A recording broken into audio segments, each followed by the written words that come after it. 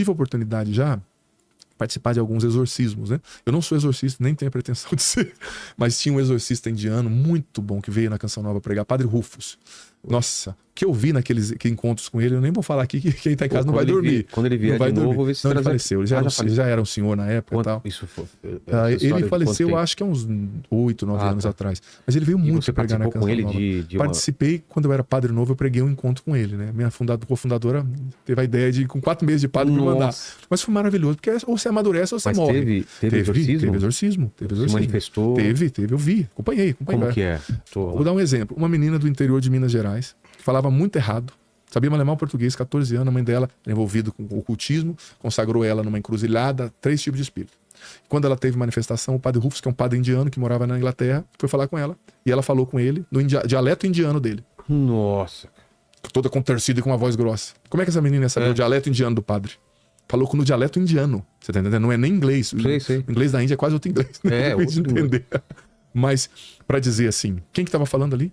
Como é que essa menina saberia disso? Então depende, tem uns que contorcem e tal, mas o bonito não é nem só, eu sei que impressiona a questão da ação do diabo, as pessoas se impressionam com o exorcismo, eu vi mesmo coisas ali, pessoas se contorcendo, pessoas xingando, ali você vê 3 coisas. Em primeiro lugar, o diabo existe, ele é real, e ele tá trabalhando para te levar pro inferno, e fazer de conta que ele não existe, não vai te salvar. É ele? Isso, santo homem, uma simplicidade, sabe? Fazer de conta que ele não existe, não vai te proteger dele. Ele existe, primeira coisa. Segunda coisa, você vê o poder de Cristo. Você vê o poder de Deus. Por exemplo, quando a gente consagra a hóstia, se torna o corpo de Cristo. Ali eu comecei a pensar, tem muito católico que acredita menos na Eucaristia que o diabo. O Vilela, eu nunca tinha visto, eu era padre novo, como eu te falei. A hora que o padre trouxe o Santíssimo Sacramento, o que acontece? Todos os que estavam lá se ajoelharam. O demônio se ajoelhou na pessoa. Porque está escrito na Bíblia. Todo joelho se dobrará no céu, na terra e nos infernos diante do nome de Jesus. Eu vi isso. E eu falei assim, como é que vai falar que não é Deus? O desespero do demônio quando ele via a Eucaristia. O desespero. Mas sabe aquela coisa assim? Eu vi ali como Deus existe e é forte. A gente não tem que ter medo do diabo, a gente tem que buscar Deus. Você tá entendendo? Se você reza e tá com Deus, ele não vai te pegar. Não tem como coisas ruins acontecerem nesse sentido. A segunda coisa que eu vi foi isso. O poder de Deus, o poder da Eucaristia, o poder do rosário. Quando a gente rezava o rosário. Nossa, é como se ele estivesse apanhando, sabe? Ali a gente vê, né? Eu precisava muito disso, porque como eu disse, eu sou meio racional. Ali me quebrou. Uma prova, né? Me quebrou. E a terceira coisa que eu aprendi nos exorcismos, é acreditar em quem eu sou. Acreditar no padre. Cara, tá todo mundo rezando. Chega o padre, outra coisa, a pessoa tá interpelando tal, o diabo tentando entender, ele não fala mais com ninguém. Ele só se dirige à autoridade espiritual que tá ali. Ele vai focar. E ele odeia. Quando o padre estende a mão, ele odeia. Quando o padre entra, ele quase quer sair correndo. Sabe? Por quê? Porque o que vai libertar? Não é só a oração de libertação, é a confissão. Por quê? O que adianta você expulsar o demônio se deixar a porta aberta para ele voltar? Ele vai voltar com 7 espíritos piores, né? Você viu aquela passagem bíblica?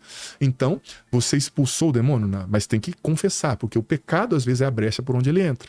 Aí tem que viver, dos livros que eu já escrevi, dos 9, 4 também, 3 são sobre ansiedade, se eu não me engano, e 4 sobre cura interior.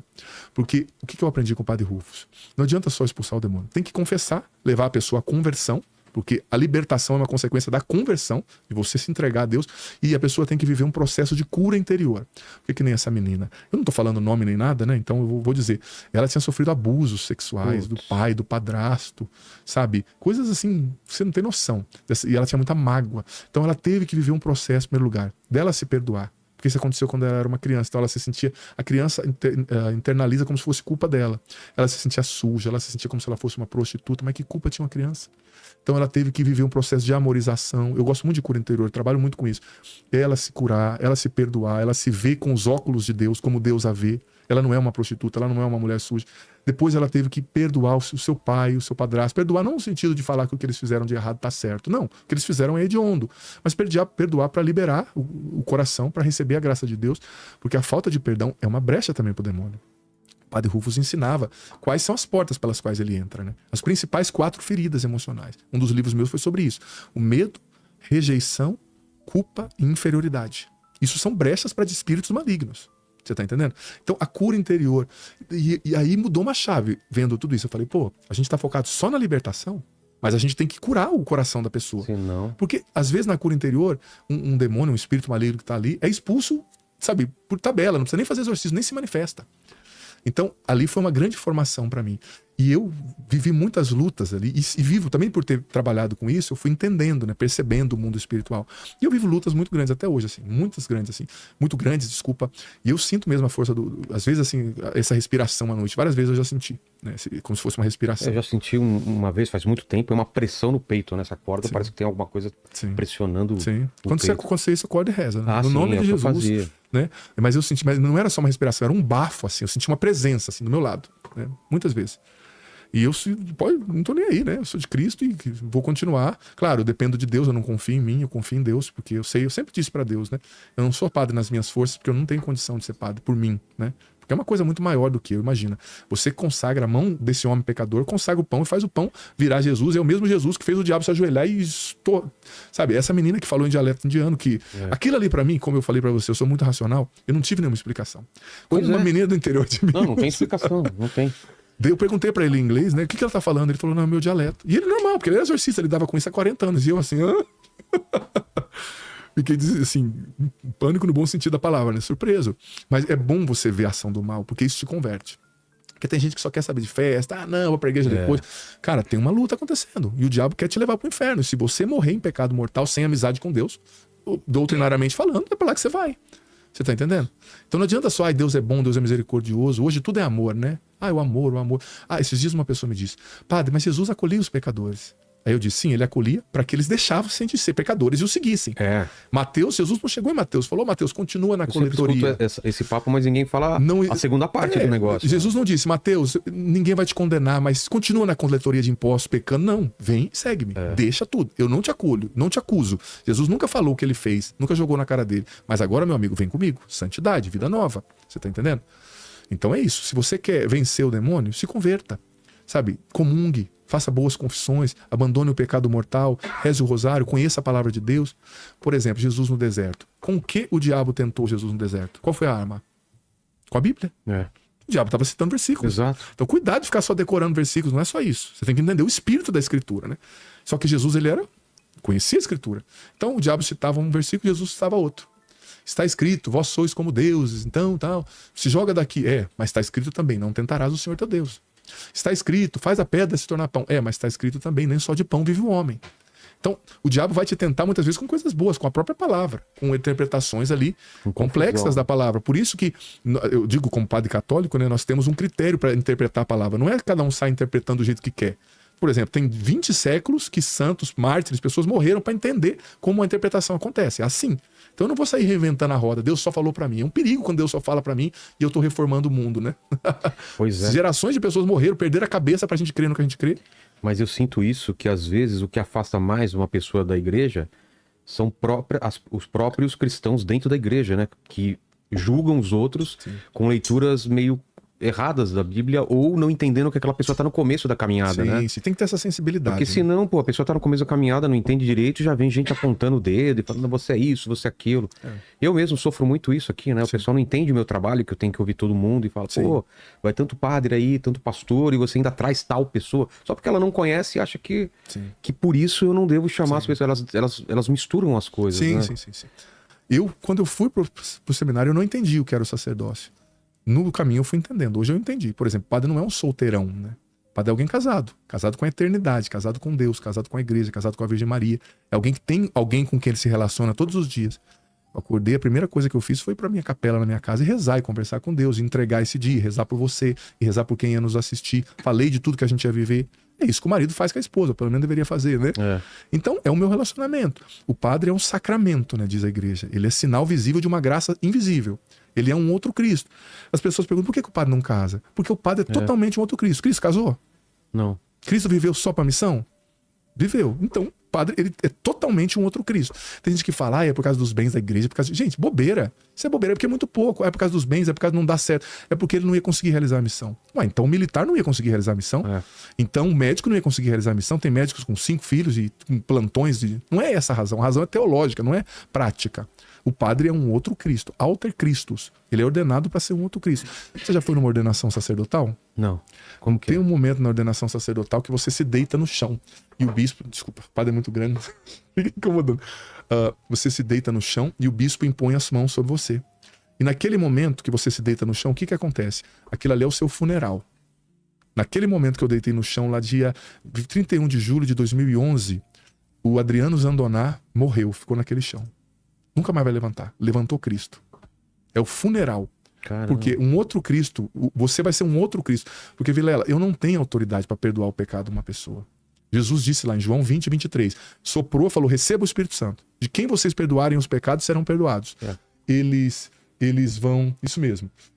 Jesus deu autoridade para os apóstolos para perdoar os pecados. João 20, 22 e 23. Então, o padre recebe essa autoridade por quê? Porque ele é colaborador do bispo. O bispo é sucessor do apóstolo. Ele tem sucessão apostólica. Desde a primeira tradição, primeira geração de apóstolos.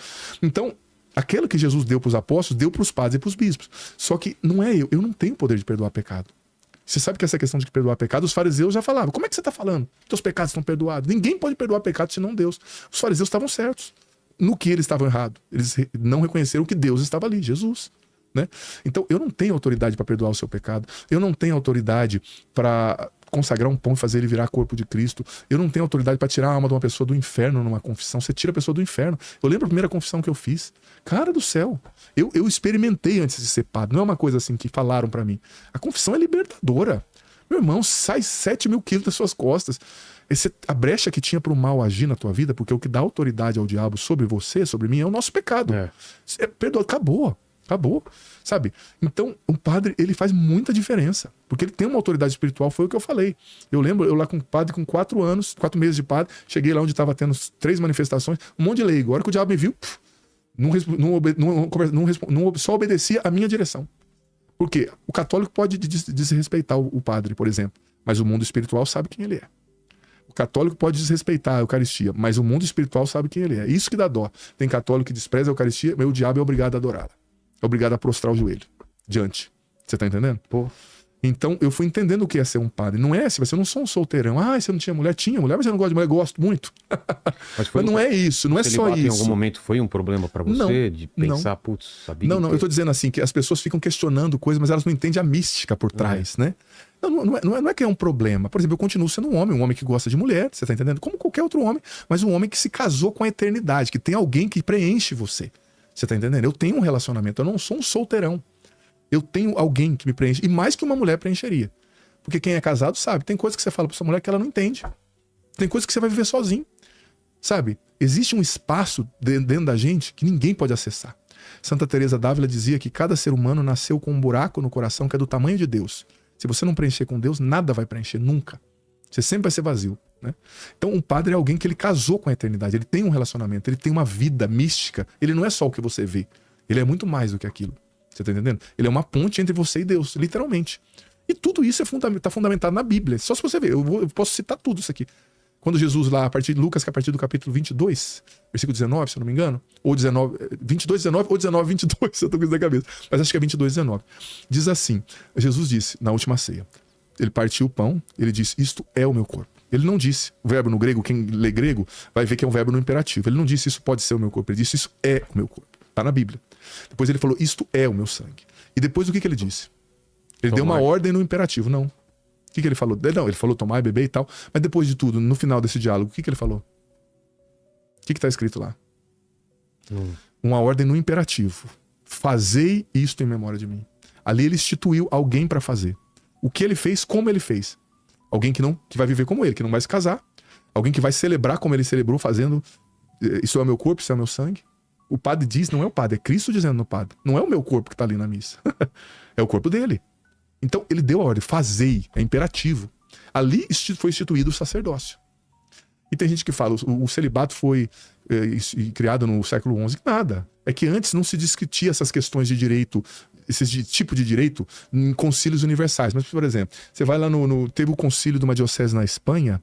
Como é que era o nome da diocese? Eu não lembro. Lá no século III, que já se falava dos celibatários. Você tá entendendo? Porque o celibato é um chamado, tá escrito lá na Bíblia.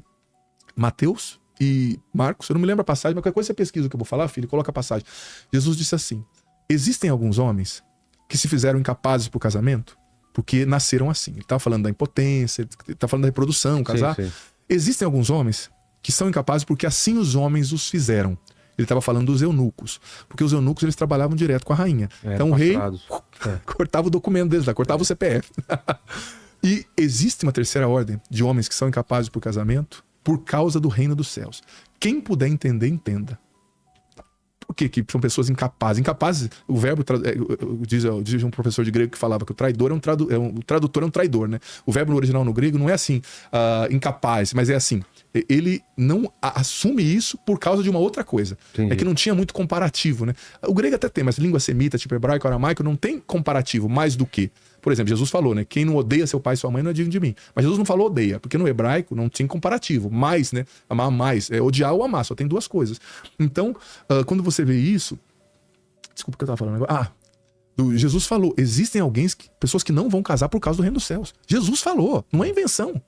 Você tá entendendo? Então tem pessoas que não vão casar. Eu não casei. E eu vou ser sincero, se um dia a igreja falasse assim, os padres podem casar. Eu não casaria. Eu não casaria. Porque não é só o casar, não é ter uma mulher. Claro, você gosta de mulher, como eu falei, sou um homem. Tem momentos dos pais, você gosta, acha uma mulher bonita. Claro, como uma mulher acha um homem bonito. Isso é natural. Isso não é. O padre não se torna um ET, né?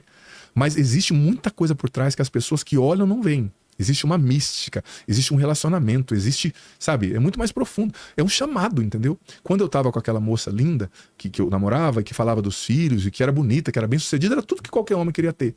Eu entendi. É maravilhoso, mas eu não fui feito para isso. E eu não sabia explicar como eu tô explicando hoje, né? Que eu tenho quase 15 anos de padre e tenho uma caminhada, mas eu já entendi. Eu não fui feito para isso. O casamento é ruim? Não.